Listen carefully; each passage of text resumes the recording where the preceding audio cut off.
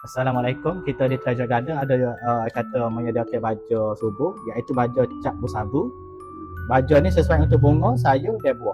Okey, kita demo dah lebih kurang cara penggunaan baju ni. Jadi lepas pada kita buka, kita boleh tabur baju ni kata di sekeliling pokok lah. Untuk pemulihan ni kata jangan duduk banyak sangat dulu. Bubur agak-agak ya dulu. Jadi baju ni kata ada hak ni sekilo ataupun 1,000 gram 10 riyal deh. Kalau setengah kilo tu 5 riyal deh. Jadi bahagian ni ada dua combination lah. Dua jenis itu deh.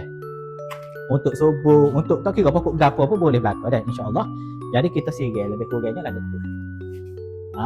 Gitu deh. Ni demo je lah. Tak apa, maknanya dia akan menyerap masuk ke akar-akar tu deh. Lepas ni dia akan subur lagi pokok ni. Akan jadi lebih galak lagi. Akan jadi bunga lagi. Maknanya pokok pun jadi segar bugar lah.